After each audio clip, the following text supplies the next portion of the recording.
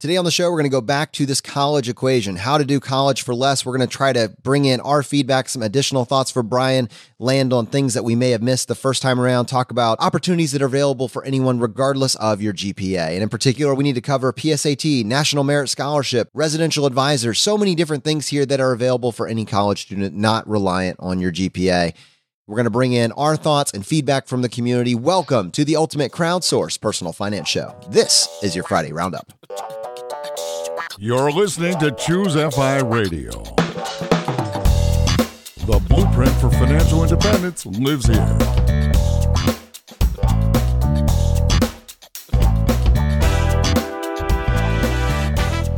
If you're looking to unlock the secrets to financial independence and early retirement, you're in the right place. Stay tuned and join a community of like-minded people who are getting off the hamster wheel and taking control of their lives in the pursuit of financial independence. ChooseFI, your home for financial independence online.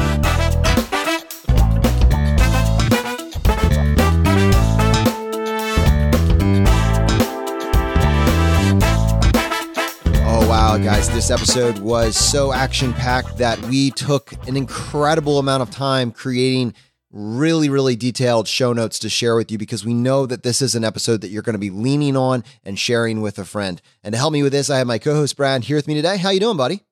Hey, Jonathan, I'm doing quite well. And yeah, I think this episode 114, you and I were just so enthused about it. I think it's going to be one of those we look back on a couple years from now and say, wow, that is still a top 10 episode in the entire catalog of ChooseFI.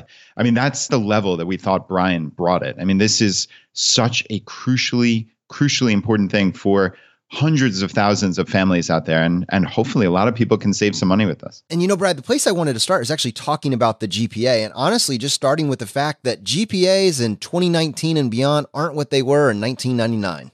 Yeah, Jonathan, I hear you. I mean, this is an eye-opener, right? For us who went to high school, I mean, in my case, 20 years ago, you a little bit less. Dude, what was your GPA in the 90s? Like, seriously, like that's what I meant to ask you in that past episode. I suspect you were slightly higher than mine. Yeah, I mean, we were on like a 100-point scale. And yeah, I mean, I did pretty well. I'm not sure. I was somewhere in the 98 range or something, but it certainly wasn't like the 106 that he's talking about now, right? I was in the 90% that makes the top 10% possible. Still doing my part, still here on the team, still participating, but I think we were at a slightly different level and probably looking at different schools. Yeah, but it is funny. You know, you've mentioned over the last maybe 50 episodes, just in passing, like a good GPA. Oh, you mean like a 3.5 or something? And in my mind, I'm like, oh, Jonathan, that's so cute and quaint. So cute. I still felt pretty good about my 3.5. Hey, this is a guy that's an AB student. That was in my mind. That's what I did. Hey, I'm not taking the AP classes because, that's not my thing, but I'm an AB student. It was kind of enlightening to hear Brian kind of pull the curtain back and say 20 years later, if you're a 3.5, you're doing something wrong. Wow. Yeah. Wow. It is pretty crazy. And let's be honest here. You got into Virginia Tech, you got a doctorate, you had a great 6-figure salary. So it's not like the 3.5 hurt you all that much, but it is just a different world. And I think that's an important point here. And what Brian said, and this is not fear mongering or anything, but GPA is important. Especially in this world of great inflation, you have to be very careful to not overextend yourself, as he was saying, with extracurriculars and 3 sports, if it's going to mean you're getting multiple C's. Now, your life is not ruined if you get a C or 2, but clearly, as he described, it is going to hurt your chances of getting into top tier colleges. So again, it's not fear mongering, but it's just the point that GPA matters, and it matters more now than it ever did. And I think we as parents need to be cognizant of that. So if your kid's in 3 sports and 2 other extracurriculars and they're getting straight C's, well, I think something's got to give. I think that's the takeaway for me. And I don't want to lose sight of the forest for the trees. I actually want to take a step back and say that this conversation, you can't look at this conversation in a vacuum. This has to be part of your strategy. If you are a 3.5 student or a 3.0 student or a 2.8 student, Your life is not over. This is not the end. There is a path for you. Your life is not dictated by your GPA. In the focus of this conversation, though, we are talking about strategy. We're talking about how to get college for free. And the most optimized path to do it would be if you know the rules and you can prioritize this and you can keep your GPA high, if you can crush your SATs, if you can follow the tenets that Brian laid out in this past week's episode, it is going to be worth somewhere over $100,000 in aid. I mean, it's incredible. Between just stacking a few of these together, this patchwork quilt that he described, this is some serious money. There are plenty of people that are college and high school dropouts that are now millionaires and billionaires. There are examples of that. There are other rule books, other playbooks that you can follow and get amazing results. But for the purposes of this conversation, it's not to cover every possible scenario, but it's to take what Brian said and make it relatable and applicable for as many people as possible. If I had a 3.5 in 2019, there are still options available to me.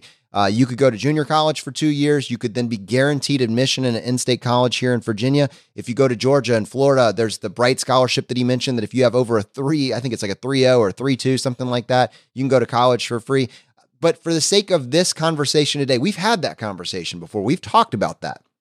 Today, what we want to do is we want to talk about, essentially back in episode 110, Rocky Lalvani is in this situation where he is a person, an individual of means. Like many of the people in this community, he has saved up a lot of money, but his daughter has it, and he's putting the onus on the child to say, if you want to go to a fancy, expensive college, then you're going to be responsible for figuring out how to pay for it. And I'm going to help you. I'm going to bring you and provide you with the best information possible, but the onus is on you. And to me, as we're now talking about second generation fire, we're talking about cultivating a conversation, watching our child take ownership. It's fine to take ownership, but we got to give them the tools they need, the information that they need so they can tackle this problem. And what an amazing game to tackle if you see your child take responsibility for this equation and get the results and get out of college without going into student loan debt, get a full ride and not based on their height or athletic ability. That is the power of this conversation. And that's why, although I believe that there's a path for anybody,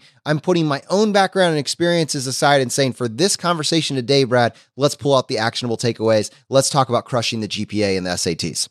No, that sounds great. And I think you talked in there, you mentioned the word equation. And that's actually a really interesting word because that stuck out to me. So I think FI is about knowing the rules. This is what we try to do. We try to learn the rules of every aspect of life, and we try to maximize the best we can, or that makes sense according to what we value in life. This is a perfect example with colleges. And Brian talked about specifically a school like Auburn University, or I think someone posted on our Facebook group, I think it was the University of Alabama at Huntsville. So don't quote me on that, but I think that it was. And they had a published chart.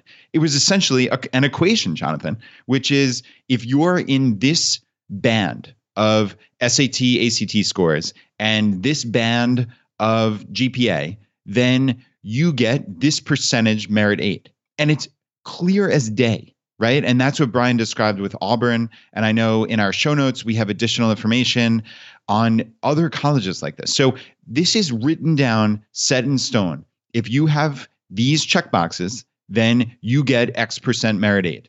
That is amazing because I think, as Brian talked about, and in fairness, we did spend a decent bit of the episode talking about the elite colleges because I think that's where a lot of the attention goes. He was talking about the mainstream media and Huffington Post, and people talk about how impossible it is to get into colleges. But realistically, it's the top 50, 75, maybe even 100 schools that everybody focuses on and focuses on the negativity and the attention of, oh, how hard it is. But if you look outside that, there are plentiful opportunities to get into a college, first off, where it's not impossible. It's not ultra selective and they're taking 2% of the applicants. But also, there are plentiful merit aid opportunities. So if you've determined that for your family, college is essential and you don't want to pay 4 years of your life plus hundreds of thousands of dollars, well, you can do that because you know the rules. And Jonathan, to me, that's the key, knowing the rules. And Brad, next I want to talk about limiting beliefs. I want to talk about the kid that says, well, I'm just not good at standardized tests, which I understand. It is a limiting belief, and you may have a starting place, and people have different starting places, but the idea that you focusing on this won't make a difference is laughable if you think about it that way. If you own that and you say, again, using this phrase, Is the impossible possible or the possible impossible? Drawing on a phrase that we learned from Billy from Wealth Well Done, an episode that we recorded 3 or 4 episodes back. Your ability to look at any situation in life and say, what is a story that I tell myself about myself? Imagine being able to own that sentence in your teens, to be able to say, I can learn anything, and I'm willing to put in the 150 some odd hours that Brian recommended, not the thousands, not the unachievable amount of the hours, but frankly, a full-time job for 1 month, right? And then if you spread that out over a summer, you work on it for a couple hours a day. Brian made this incredibly compelling point in that there's only so many topics that they're going to cover. There's only so many skills that you need to learn. And there's only so many different ways that they can rephrase a question, change the number around. They're tied to these basic equations that they have decided are important for the test. If you can break it down into its simplest part, into an achievable problem. I never took a practice test for the SAT. And I did fine on them. I didn't do amazing, but I did fine on them. I did enough to get what I needed to be done. But if I had listened to an episode like this and applied that, or had my parents help me apply some sort of system or process into my summer going into these school years, I would have improved my score at least by a small percentage point. And we say, well, if you spend your whole summer and you only improve by a small percentage, does that really make a difference? Brian was saying it makes an incredible difference. When you look at the ACT, nobody's getting a 1, right? Nobody's getting a 1. And if you start out at a 23 and you work your tail off, and then at the end of the summer, you go and retake the test and you're getting a 26, well, that may not seem like a huge increase based on the amount of time that you put in, but a 23 puts you in the top 1/3.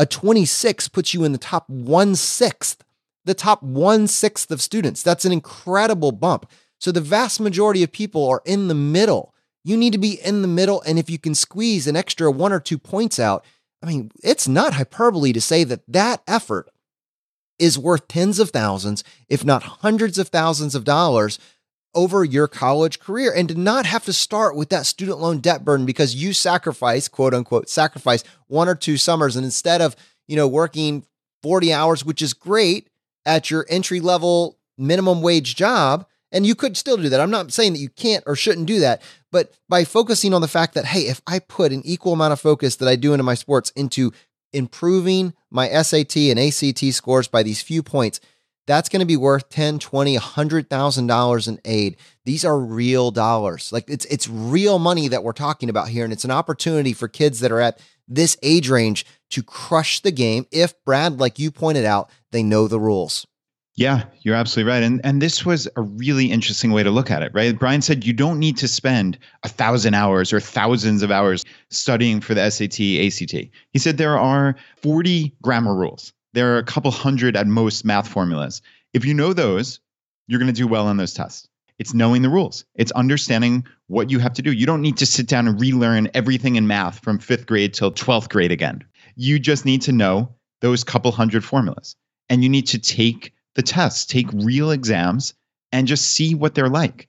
Inoculate yourself against this unknown experience, right? Jonathan, you went into the SAT completely blind. You had no idea what you're in store for. If you had taken that even once or twice before, it would have been such a known quantity and it would have been dramatically easier. So even just something, the low-hanging fruit, right? You talk about 80-20 analysis. There it is. Sit down and do 2 practice exams. That's not that hard. Or if you want to expand it, to your point, instead of doing an $8 per hour job, right, that is really not going to help you all that much in the grand scheme of life, treat this as your job for 1 summer. I genuinely hate saying that. Right? It actually hurts me to say, don't get that summer job. But I'm trying to be objective about this because, it's not binary, get a job or do nothing. But if the equation is get a summer job where you're working 10 hours a week at, 7 or 8 or whatever the minimum wage rate is in your state, and do that, and it doesn't have additional benefits. So we're not talking about something that's like an internship that's getting you a role at another company. So, but basically, if it's that minimum wage job or crush your SATs, what's going to have more value for you as a student? I think it's pretty self-evident. If you go into this summer with a strategy, that's where I'm coming from. It's not don't work. I love work ethic. I love the idea of kids having jobs, but we're trying to look at this from an economic, strategic perspective. And it's pretty compelling math. Yeah. And it's funny, actually, speaking of math, let's look back on my own career. Again, I've said in passing how I screwed this up 7 ways to Sunday in my own life. I was focused on these elite schools for whatever weird reason. And looking back, I could have gotten a merit scholarship at many of these schools that had these published records, right, of what you need. And me studying for the SAT is the perfect example, Jonathan. And we're talking here about studying in particular, right? So I actually went into my first SAT sitting pretty much blind, not all that dissimilar to what you did. I did pretty well on the math. I mean, I think I'm looking at the percentiles now, is somewhere in like the 88th percentile or something. So not bad, obviously. Blind 88th percentile. You're destined to be the world's greatest accountant. Preordained at 17. Right? Manifest destiny of Brad. But what's funny, I'm looking at this as a learning lesson because I got my score back, and Jonathan, I tanked the geometry section. That was something that they told you on the score of like, hey, where did you do well? Where did you do poorly? Like an idiot, I hadn't studied geometry. I hadn't studied it in years, so I just forgot everything. So what did I do? I got a testing book and I went over geometry for, I don't know, a couple weeks at most. And my score jumped up 100 points, Jonathan. Wow. 100 points to like the 99th percentile. And realistically, looking at these score ranges, just that little bit of studying would have gotten me a full merit scholarship at pretty much all of these schools that have these published records. Just that studying, just a little bit, a couple hours, would have gotten me a full merit scholarship. So you talk about return on investment on your time, and that's crazy, right? It's so funny, Brad, as you're saying this, I'm actually remembering sitting down for the standardized test. I think it's ACT, but man, there's a lot of space in here. And I think I just blacked it all out, blurred it all out.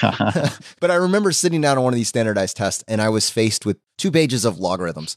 I had just ignored those or had only done 1 or 2 questions in passing in terms of prep for it. And I didn't know at the time how to do any of them. And I think I basically said goodbye to 15 equations because I didn't spend the time to learn this one concept that was readily available for someone that was paying attention.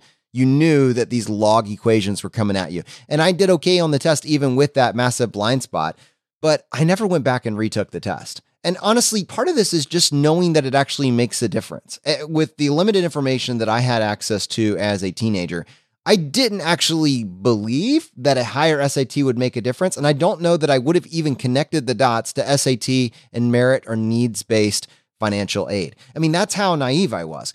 If you have a strategy, if you realize that it matters and you realize how to take your numbers and allow those numbers to help you tell a story to each college that you're applying to, and it's never been easier. That was the other thing Brian was saying, good thing, bad thing. When I was going to school, when you were going to school, you had to be intentional about who you were applying to. I mean, it was a process for each one. Now it is just click of a button. How many colleges do you want to apply to? And he was making the case that that is another place where, especially if you're that, that average or slightly above average student, not in the Brad Barrett class, but you're on the upper end. Sorry, Brad, I'm going to keep throwing you under the bus, man. It's just too easy. You're awesome though. And your kids are going to crush this game. But if you're on that upper average, then probably the worst financial mistake you could make. And he said not to exacerbate the problem, but you got to play the game. And you should absolutely stretch it and take that same application and go ahead and throw that application at a couple additional colleges that you think they might be interested in. Because while the acceptance is pretty much cut and dry down the board, the aid packages can be insanely different. And he said that's the most surprising thing, that one college will accept you with no aid, and then maybe that extra 2 or 3 colleges you applied to will give it to you full aid. And I think we have made the case over and over again, like when you look at that elite college that you had to go to, if you look at the additional financial burden that came with it and the benefit, the perceived benefit, when you look back that you got from that, I think you say that you would question whether or not you should have done that and you should have just gone for free, right? Yeah, I mean, personally, yes, that's absolutely the case. And yeah, I mean, I think a lot of people in the FI community are thinking about college and the overall value anyway. So if you can get this for free, that might mean there are thousands of colleges in the US. Think about your job. How many people actually care where anybody went to college? I mean, other than the McKinseys of the world or Goldman Sachs, I can't think of many jobs that anybody cares at all.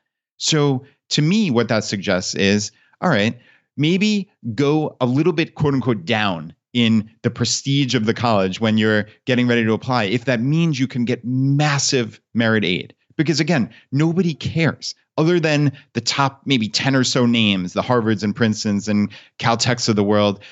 Does it really matter, right? And there are so few industries where it really matters. So why wouldn't you do what you can to get a full merit scholarship. And that, again, that this is not just for the tiny little top sliver of people who, oh, poor them, they're going down to the 200th best school in the country. That's not what we're talking about here, Jonathan. We're talking about something that is applicable for everyone.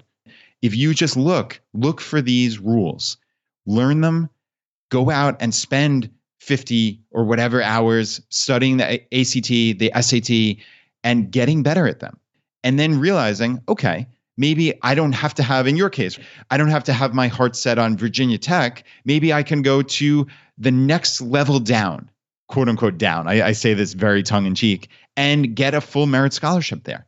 This is applicable for everyone in that regard because it's just knowing the rules. So I do not want this to come across as we're talking about this elite sliver, because frankly, who cares? That's 1 or 2% of people, and it's really not applicable. But I think this message is applicable to everyone listening to this. And I always want to come back. I just want to balance this out to say that not everyone has to follow the playbook that we are highlighting in this episode. There are other paths there when we've spent entire episodes dedicated to them. And in particular, I'm thinking about, we just covered how nursing with an associate's degree, you can make upwards of 6 figures in some parts of the country. We've talked about trade schools, and we've highlighted these paths. We've talked about coding schools where you can make upwards of 50,000, upwards of 100,000 with a retraining program where you learn how to code. And obviously, we're huge fans of entrepreneurship. All these are valuable paths, but nothing we're saying in this episode in any way says that that's wrong. But what it is we are trying to give you the playbook if you are following this path. And specifically, we're normalizing the conversation. That's the attempt here. And that's the part that we've seen in other things. When you can normalize the conversation about personal finances, your retirement portfolio doubles and triples over the next several years. I mean, that's what happens when you start thinking about this stuff. When you normalize the conversation and you're having these conversations with your kids, with your neighbors, your entire social circle suddenly figures out a way to do what, in a year ago was impossible. And I'm thinking, if we're talking about rites of passage for second generation FI, in the past we said, man, wouldn't it be cool if our kids could do a house hack? Like personally, at this point in my life, I don't ever see me doing a live-in house hack. And I think you're probably in the same place, but I'm like, wow, for my son, I would love to help him figure out how to do a house hacking situation as kind of a rite of passage, a second generation FI rite of passage. But now with this information, and I actually am very curious to bring Laura into this conversation and kind of hear on the back end what's going on in the Barrett household. A rite of passage is helping my son figure out how to crush the cost of college. Not because I'm doing everything for him, but I'm giving him all the information that has come under our purview, and I'm helping him build a game plan, and I'm watching him grow through the process. Yeah, Jonathan, I mean, as far as my kids go, I mean, I think we're just trying to be more aware. That's what it boils down to. My daughter, Anna, is going to be in 6th grade. And like Brian said, some of these classes start counting towards high school transcripts. I mean, I don't expect my daughter to get a D in the class or anything, but just kind of making her understand that, hey, this really does matter. This is included in your high school transcript. Just even that one little cue might make a difference. So we're not trying to make college to be the be all end all and, oh, you have to get into the best school. Like, I mean, I've talked about this on the podcast. Like, I don't really care about that stuff anymore. It doesn't mean anything to me at this point. It used to, sadly, at some point in my life, but it really doesn't anymore. But that said, I want to give my daughter the best opportunity. And I guess that means just being aware of the rules, right? So that's what we're going to do. We're obviously going to help her as much as we possibly can. And having somebody like Brian in our community is going to help my family and so many other families out there. And Brad, as I think through just how our knowledge base has increased over the last 2 years personally, as we've gotten the opportunity to interview these incredible people with these amazing skill sets that, kind of cover the gamut of what you need to know as you're putting together your own personal game plan. It strikes me that back in one of our early episodes, right around episode 25-ish, we were interviewing Paul as a case study, and we would bring him on and feature kind of different parts of his financial picture and financial story. And we kind of crowdsourced it. We brought in questions and feedback from the audience, and we put together essentially a game plan for him. And we had experts like Big Earn weigh in with sequence of return risk and that sort of thing.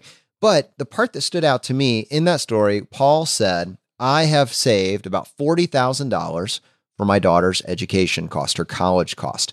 And one of your thoughts at the time in episode 25, based on the knowledge that you had coming into our show, not what you had learned from our show, but coming into our show, I frankly, based on what I've seen, I don't think that's going to be enough money.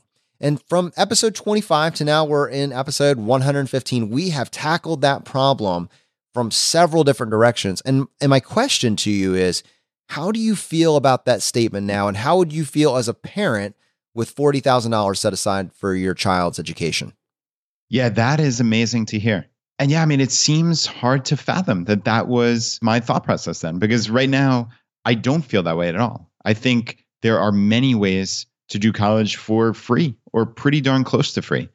And I'd feel very, very confident with $40,000 at this point, especially with all of the different tactics, right? I mean, even just down to community college for 2 years and then transferring to a 4-year university, just something like that. That's half the price of college right there. I mean, just something simple, not to mention all of these incredible merit aid opportunities that Brian talked about. So, Jonathan, it's such a cool thing to actually look back on where we were, where you and I were at the beginning of ChooseFI. And it's only a year and a half, 2 years later from when we had that conversation with Paul. And it's hard to fathom that that was my thought process in 2017. I think it's neat. I mean, yeah, to be honest, we still are saving in our 529s. This is something I almost need to revisit and just determine, like, hey, does this make sense based on the probability that college is going to be either not in the cards, which I think that's a small chance, but potential, or that my kids are going to get these kind of merit scholarships. I wonder if I'm oversaving in my 529. And that's not something I'm prepared to really think about or talk about right now, but it's something. It's something that I actually need to contemplate. Whereas 2 years ago in episode 25, I would have thought I was woefully undersaved. And I was kind of just hedging my bets. Oh, I'll put some in a 529, but I'll deal with that down the road and we'll see what happens, right? Who knows 8 to 10 years from now when my kids are going to college, what it's even going to look like. I think if you would ask me then, that's the conversation that I would have had, not am I oversaved, right? I never would have thought that was possible. So it's a cool journey. I think that's what's so beautiful about this crowdsourced conversation. And this is not you and I speaking from on high. This is a crowdsourced conversation with the FI community and all the information and intelligence that's within that community. We get to bring out and we get to have these people here on the show, and it makes our lives better. And I hope that it makes the lives of everyone listening better. And Brad, I'm really excited, not just to bring in feedback from the community on this particular episode, but also just thinking about where this goes in the future, because there are so many people that are skilled at their profession, and their profession, their knowledge base, when they're willing to share it with the larger community, has so much value for the rest of us. So, in this case, we're talking about how college aid and admissions actually works.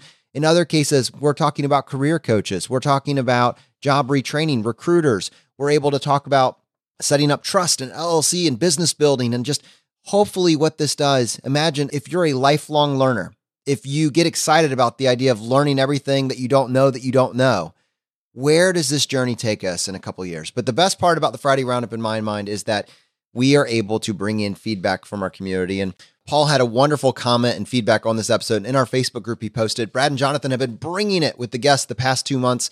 Brian was just another example. As soon as he said about how there's guys out there who will tell you there's millions of dollars of unclaimed scholarship, but it's not really so, I was like, yes, a guest who is not selling pie in the sky, rose-colored glasses stuff. Brian is a subject matter expert at a level I expect a subject matter expert to operate. Thanks for bringing him on. This was it, man. Brian owns this space. Is Brian going to come on and talk to us about sequence of return risk?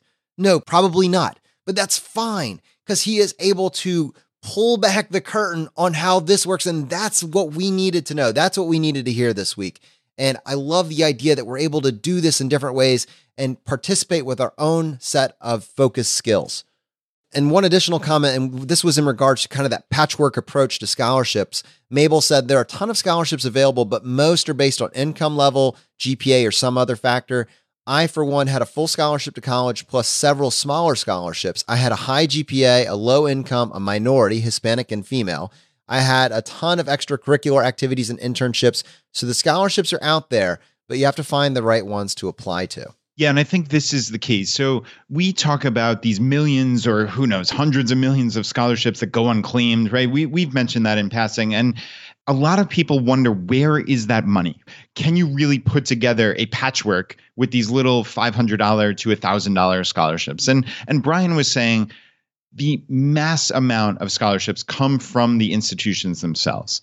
I would agree with that. I'm not sure that I expect my daughters to get $200,000 worth of scholarships from these tiny little $500 scholarships. That doesn't mean they're not worth applying for, though. That's the crucial part. It's just we're trying to paint this picture of what are the facts on the ground. And as Paul said, Brian is the subject matter expert. And he's saying that the vast majority of these scholarships do come from the institutions for many of the reasons that people in this thread mentioned. But a lot of it is merit. And that's what we're learning here. There are published guidelines in many cases at many of these schools that say, okay, this is what equates to this percentage of merit scholarship. And that is a huge piece of information. And Ray Ann says, my daughter started to receive acceptance letters this weekend. We're working on scholarships because she doesn't qualify for financial aid because I remarried to a high earner recently. I saved aggressively as a single mom for 10 years, so between scholarships and her 529, she'll be fine. She'll have to get a part-time job for spending money. I want to add that she was offered over $100,000 in merit scholarships for the colleges she has been accepted at so far. It looks like it may make more financial sense for her to go out of state. We live in California with a lot of top-ranked public schools, but she won't receive any merit financial aid because it's so competitive here. A lot of the UC schools are in very high cost of living areas. Even with in-state tuition, living costs for UC, Berkeley, UCLA, and UCSD is far higher than the neighboring states. This is it, Brett. If you're planning your strategy out ahead of time, if you know the rules, you know the colleges that lean heavily on the merit-based aid and have enough room there in their budget to offer that, you can really start to know where to focus your application efforts. Yeah, agreed. This was great. And I wanted to read Lynn's comment. She said, I absolutely love this episode. And as a mom to 6th graders in New Jersey, it's sad to see parents already stressing their kids out about SATs and ACTs, getting ready for college, et cetera, so early. And I'm so glad that Brian and his wife don't help people that early. I'm still floored that his wife took the SATs at 8 months pregnant with twins and scored a 1560. Ha. How pretty great impressive. is that? Yeah. And she said, college is so different from when I went in 1992, and I'm gathering up all the information so I can be prepared once my girls need to start prepping in high school. And yeah, that's the key to me. It's just getting this information and then just having it at the ready when you or your family or someone in your life needs it, right? And you can share it with them. And I was so glad that Rocky actually did get a chance to hear this episode. And he said, I've had a hard time finding scholarships that are not needs-based or highly specific to a certain requirement, but I love the episode and the clarity around GPA and test scores being the drive for merit aid, which was really our hope. It's kind of covering just what you need to know so you can figure out your strategy now. And I realized that there's a lot of information covered in 114, and there's going to be more covered today. We actually went to the ends of the earth to flesh out those show notes for you guys so that it will be a constant resource. If you want to share this, if you want to go back and reference this, you can access those show notes at ChooseFI.com/114, ChooseFI.com/114. Most of the links and the resources are all mentioned there for you so you can start to create your game plan with your child.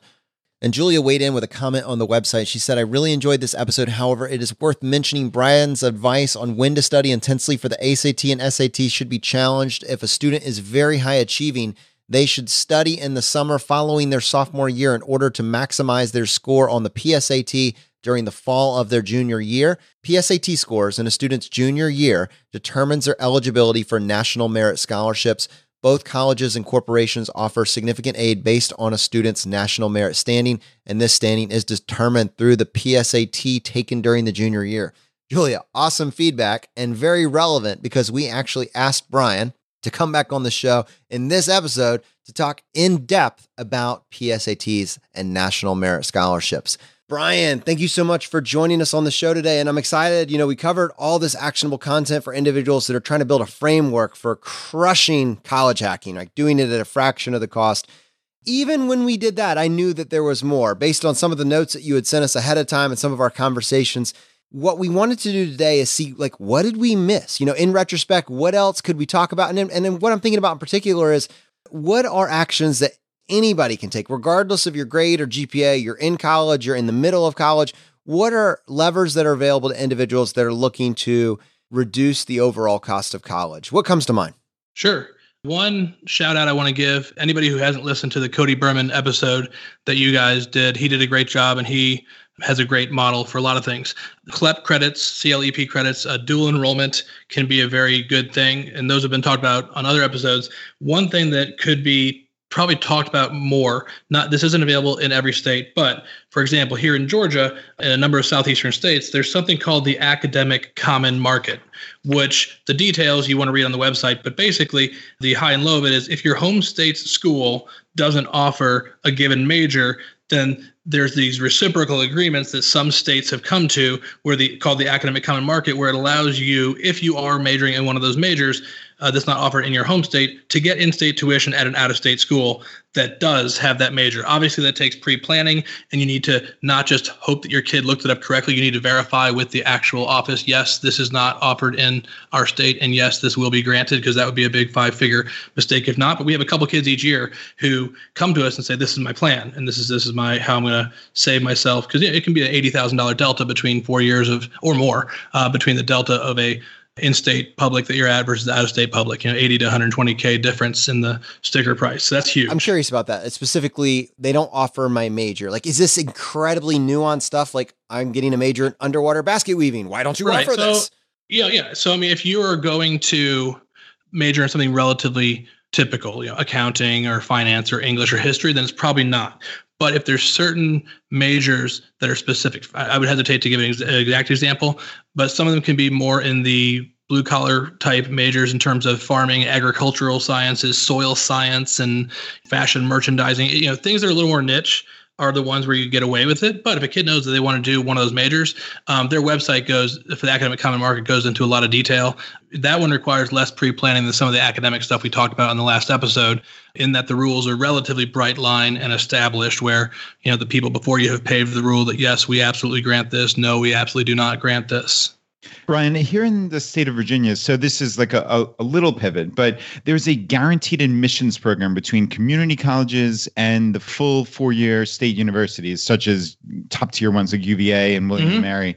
Do you know of other states that have programs like that? There are, and one relatively less rigorous, sort of going in through the side door or the back door, is people who plan to transfer. I'll give you one example that's specific to Georgia, where if you want to transfer to University of Georgia, some people get caught because by the time you transfer, you have to have 30 credits. Now, if you just went for one semester and then wanted to apply, you don't possibly have 30 credits, you have 15, unless you pre-planned, took some summer classes, brought in some AP credits, etc. So looking at the transfer rules up front, and I mean up front, meaning a year or two in advance, like if you can tell your kid's GPA is already unfortunately messy enough that certain things are off the table, you start planning your transfer strategy while you're still in high school. I have kids right now that are taking dual enrollment classes purely because they had some oopses freshman year, and then they are going to be fine as long as they follow through with their plan. But that's the one trap door that catches some people, where it stinks if a kid has to go 2 years instead of 1 before they transfer. So I would just say, regardless of any state, that's a Georgia specific example, but there's varying credit levels where you can't be considered for transfer until you have this many credits or certain application deadlines. So watch out for those trap doors, but it's very doable with pre-planning. I would love to actually get your input, with Cody. I believe we talked with him in episode 83 of our podcast, and we talked about a few of the tactics that we went into detail on, but I actually would like to circle back to CLEP and AP, and in particular, the AP exam credit process and how an individual can successfully leverage that. Sure. I will give one example and then roll right into talk about AP credits, because the thing about APs is it's not often understood that, yes, it can help you graduate early, but AP credits and AP exams, doing well on them, is sort of like a stem cell where it can take your college path in a number of different ways depending on what you want to use it for. So let me start off by saying, first and foremost, the best financial aid that parents can get, that kids can give their parents, is finishing in 4 years. One of my favorite people in the college industry, his name is Michael Zarek. He wrote a book called College Counseling for the Rest of Us. He said, there's no greater financial aid than finishing in 4 years. It saves more money and gains more earning potential than any other financial program, grant, award, incentive, et cetera, out there. And it really does, because we all make jokes about super seniors or super duper duper seniors and people that take 6, 7, 8 years to graduate. That makes the cost go up exponentially.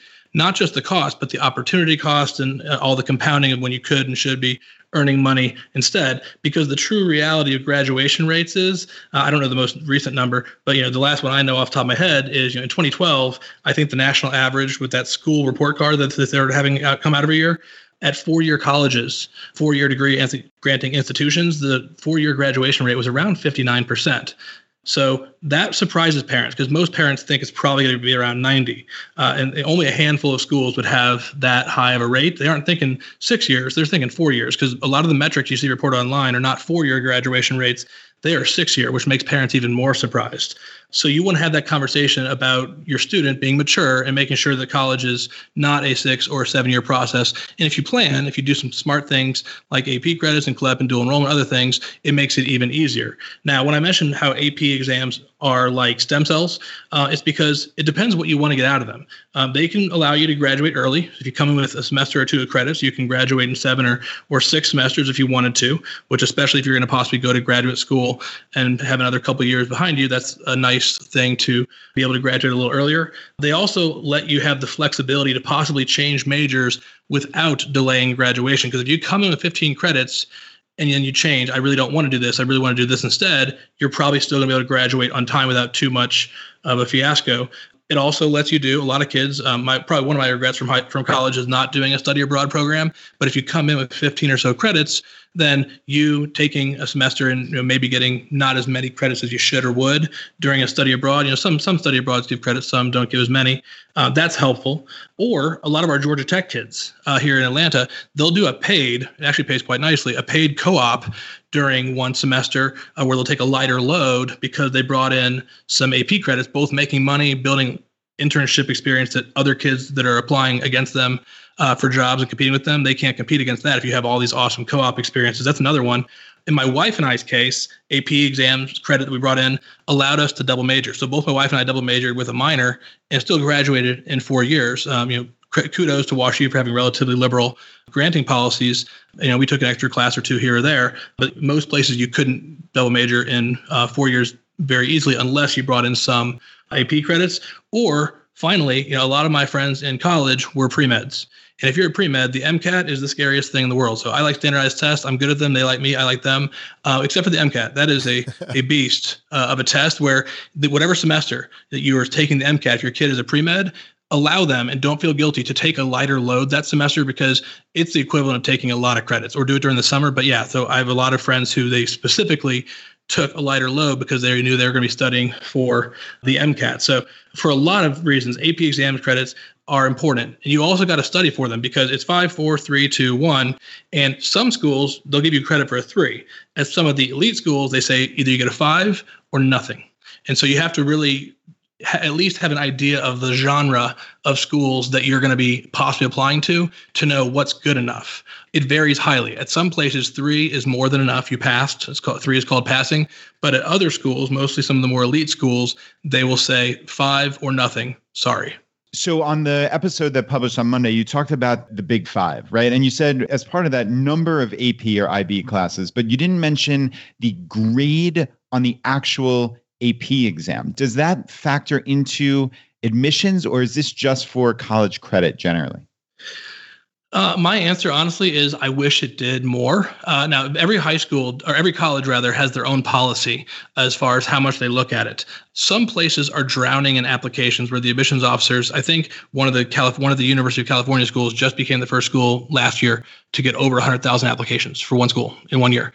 Are they going to have time to go through all the nuanced, in addition to the SAT, ACT, GPA, in your application essays and your resume and everything else? Maybe, but the primary value, for better or for worse, to taking AP classes, maybe it shouldn't be, but it is getting that GPA boost. The primary value is that, because if a school chooses not to dig in, now, if you're applying to MIT, they could fill their entire class just with really awesome kids from Chicago if they wanted to. So yeah, the higher ranking you're looking, you can't afford to take it lightly. Yes, you do. Don't be that kid getting a 1 on the AP history exam. But it's looked at less. As Peter Drucker said, what gets measured matters, or it gets managed rather.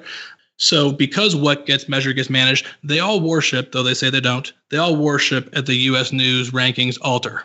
If U.S. News does not use the average AP exam score in their rankings, that's why it takes a back seat to SAT and ACT and what percent of kids in your school were in the top 10% of their class rank, which are the biggest 3 numerical metrics from that standpoint. And if I were in charge, if I were Arnie Duncan and I was Secretary of Education, I would try to make schools, to the best I could, use them more, because I think when we have some kids who drive into our boot camps who are what I'll call rural strivers, kids who come from like cities that aren't big enough to be on Google Maps even. When they take these AP classes, it's a way to show, yes, I might go to a school is pretty challenging, but like I took an online AP class and I got a 5 on Calculus BC. Like I'm doing the best I can given my circumstances. So I wish that schools would do that. And if you are in an area that's pretty remote and your school does not offer a lot of APs, check into what offerings your state has for online offerings, because at least in Georgia, there are a lot of online APs. It takes a little bit more of a self-starter as a student, but both for getting credits and showing, hey, my high school might only offer 4 APs, but look what I did. I took some awesome online ones. I'd love to take a second and talk about the PSAT and the relationship between that national merit scholarships. I mean, this is something that really didn't come up in our conversation earlier, but it's something else you can do. Should you do it? Sure. Absolutely. So here's the thing. So the PSAT is the sole entrance point into the national merit competition, the national merit scholarship competition. Now, at some schools, it is a very lucrative thing. At other schools, less so, because the actual award that you get from the National Merit Corporation, if you are so fortunate as to become a National Merit Scholar, they don't really adjust it for inflation. So it's almost the same amount of money now as when Jimmy Carter was president. But at a very certain bucket of schools, they can give you up to everything, including red carpet. Here's a laptop, full ride, free room board, everything. So depending, most schools, and if your school doesn't, I would encourage you to be the parent that tries to get them to start offering it. Most schools offer it to kids both sophomore and junior year. Your kid should take it. Every year it's offered, if nothing else, to get familiar with the SAT. It's preseason football, basically. It is just the preseason where you're dipping your toe in the water, getting familiar with the format and the mechanics and how the timing works and all that. Now, not being mean, but unfortunately, too many places in America, the PSAT is used wrongfully as a tool to scare parents into buying lots of tutoring. For 90-something% of America, it is just a great dipping your toe in the water, seeing where you're at. However, the benchmark that we use, and it's a pretty common one that us and other full-time professional tutors use, if your sophomore PSAT score is a 1,300 or higher, if it's a 1,300 or higher, then you are doing yourself a disservice if you don't prepare for the PSAT. So I used to work in corporate strategy. I'm a data analytics guy, and we track our stuff. Only one person since the new SAT, the revised SAT debuted a few years ago, only one person who has had a sophomore PSAT under 1,300 have we seen actually go on to get National Merit Scholar. So we don't feel it's right to tell someone, oh, you have a 1040. If you work really hard, you possibly could. Anything's possible in theory, but from a percentage standpoint, 1,300 is a pretty good bar. So if your kid might have really busy summer plans or fall plans, but is in that range, then they will probably want to find a way to rearrange some of the obligations they have to do that. Because here's why. There's certain schools, University of Tulsa, University of Alabama, other ones that you might not think off the top of your head. Tulsa, I'm pretty certain, has more national merit scholars than most of the Ivy League schools. Not surprisingly, it's because they say, hey, here in Tulsa, if you put us down as we are your number one choice when you do the national merit application, hey, how about everything? And so that is a big deal. I could get you that list for the show notes. There's a lady, I'm blanking on her name, who is sort of the professional maintainer of the list of here's the people that give scholarship money of XYZ for PSAT purposes. So that's important to know about because only 50,000 people in America get it. So the top 16,000 get semifinalist status, and the next 34,000 after that get commended. Now, here's the thing. I have a strong opinion on this. Some guidance counselors say that commended, who cares? If only 50,000 people out of 2 million plus get something, that is 20 times more rare than being part of National Honor Society at your school. It's on the par of Girl Scout Gold Award or Eagle Scout in terms of rarity. So if your kid's even close to the commended status, great. Now, is most of the money coming for the semifinalist? It is. So if you're in the semifinalist, then you have to start submitting your application, your essays and your transcript to make sure you have a good GPA. And then it gets whittled down to about 14 or so thousand finalists, and then ultimately about 8,000 scholars. Now, those 8,000 scholars are not the only people who get money. So certain employers sponsor their own employees' kids, and they can get sort of through a different side door in the scholarship competition, assuming that they're high enough. They can do that as well. And certain universities like the ones I mentioned, and there's probably 50 or 60 schools that have meaningful published, here's the deal, if you get national merit semifinalists and indicate that we're your top choice. So I can get that for you. But that is a big deal for students who are looking for, who are big game hunting, basically. So Brian, you're talking about listing a college as your number one choice, just from like a strategy perspective, let's say. Like, is there any benefit to not putting Tulsa as your number one, if it's possible that you're going to be a semifinalist? Does Harvard care if you put them number one? I can't imagine they do, but it sounds like Tulsa would. I think if they saw that, I'd like to think that ethically that Harvard would look at it and realize, wow, this is probably a family who's trying to do the right thing financially. And honestly, they might just have too much data to sift through at Harvard anyways, that they're going to be getting into that level of finite detail. So I would say it's either part of your financial strategy or it's not. If money is no object, then, I guess you could play that. I guess you could say err on the side of caution. But if it is an object, you really want to make sure that you use those little slots that you get really well. You're in school, you're looking for a way to reduce your actual cost of living while you're there. Cody gave us some insights on picking a good job, and I'm curious, anything you want to add to that, and also your perspective on resident advisors? Sure. So I'll give you one funny example, then talk about resident advisor. So if you go to a school university that happens to have a med school or a really good psychology department or both, there are these studies that are well funded by NIH grants and whatnot. My favorite 2 hours I spent, you can't even make this stuff up. There was a study being done at the Washington University Med School where it wasn't Sudoku, but it basically was. I got to sit. There was this little flyer that got passed around undergrad campus, and it said, hey, you do a 2-hour MRI, so there's no radiation, no harm there. You do a 2-hour MRI where you play games inside of an MRI, and they play different types of music, upbeat versus slow ballads, whatever. And they wanted to see how well you could do these different tasks and these cool games. $200, 2 hours, cash, done. That was my social life budget for a few weeks there. So that exists at a lot of campuses. If they have life sciences, med schools, psychology experiments, they're always very popular. That's one thing. Because that is great. Because oftentimes you just get on the listserv and they email you whenever they have some stuff available because they have to have enough subjects for their study and blah, blah, blah. Now, resident advisor, though, that is the big one. And that's probably one thing that's not discussed in the different literature and the different blogs that I follow in my professional areas. It's huge. I did resident advisor for 2.5 years, and I saved myself a fortune. So at WashU, where I went to undergrad, Washington University in St. Louis, room and board now is almost $20,000 a year. And if you get, even at cheap places, room and board is going to cost in the low 5 figures.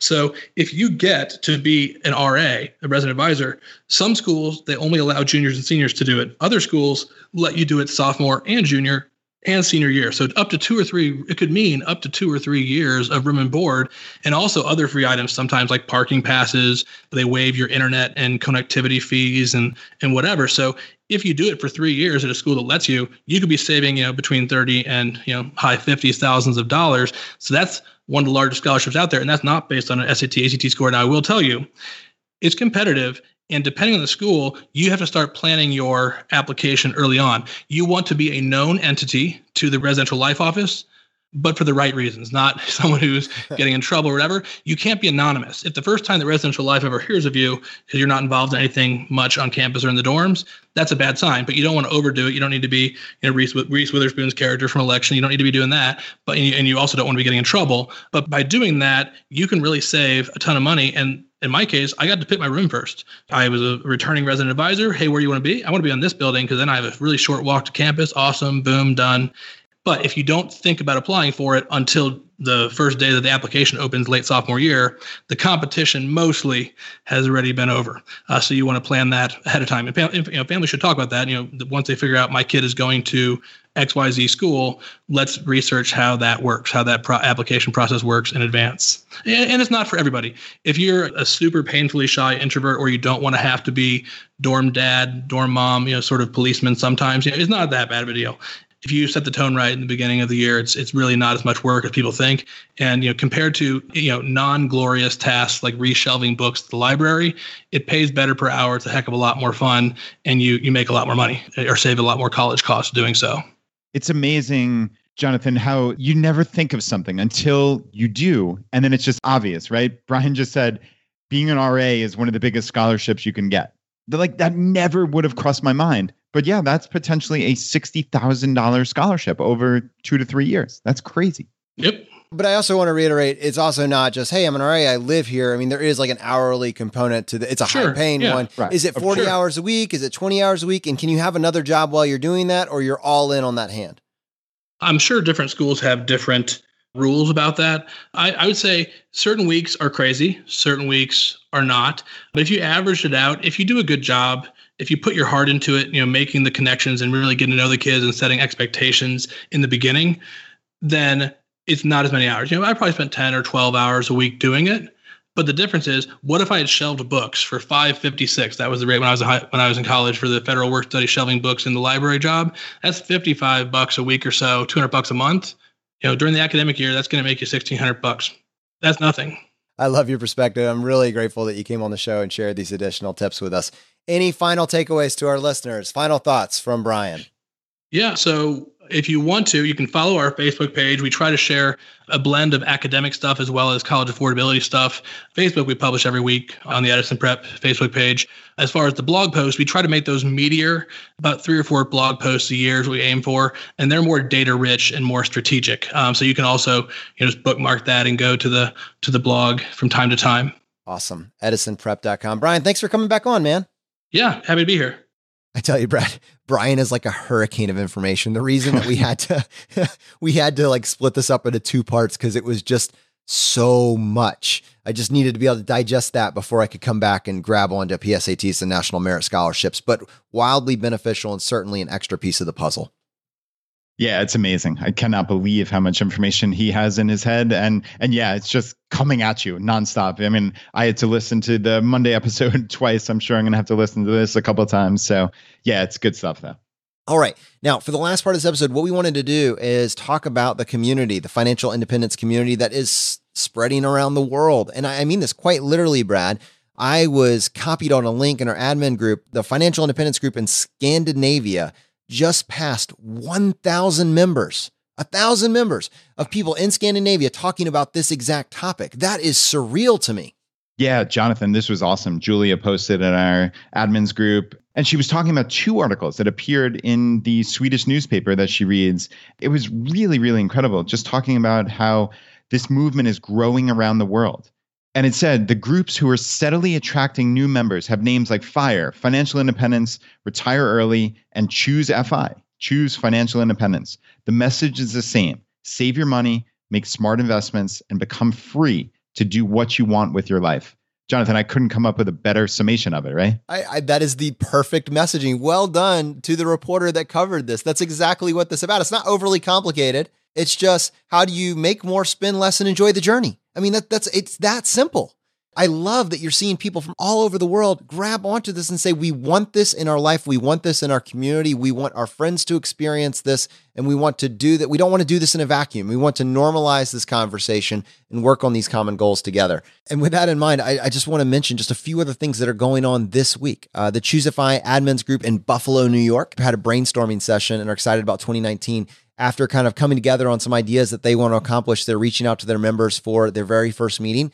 The ChooseFI Dubai group is having a huge event this week. They are expecting up to 400 people at this space. Houston had their first board game day, and they're actually hosting Alan Donegan in February. This is going to coincide with a pop-up business school that's actually going to be happening in that area. And I know a lot of the members of that group are planning to attend at least one of those sessions. ChooseFI Northern New Jersey had a meeting with another Facebook group and a Bigger Pockets group. 31 people attended. Denver and Flagstaff are meeting for coffee this upcoming week. Connecticut has a meeting on February 23rd for taxes, which honestly, I know in most communities, like really in the FI community, we get very, very excited about having accountants tell us about taxes and taxes for people in the financial independence community.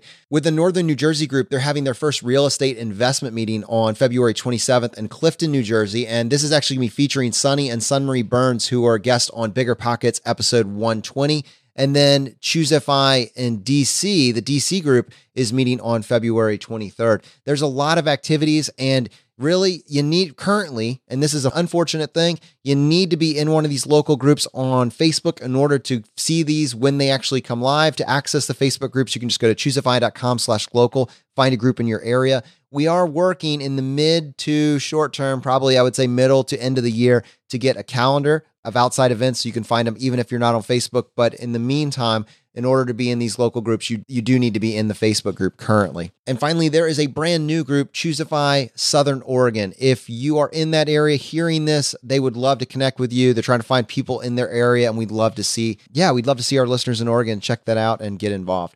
So Brad, I mean, just it's incredible. We have made this a focus because we know these incredible things are happening all over the country, but how do you document it and help more people experience it? One of the ways to do it in my mind and your mind was just, let's talk about it on the show. Yeah. Indeed. And this is just a tiny little smattering of what's going on across these almost 200 groups across the world, but it's fun to highlight. And if you are someone in, I don't know, the ChooseFI Vermont group or anywhere across the world, and you're hearing, oh, wow, you mean the Houston group had a board game meetup, and we actually had one here in Richmond.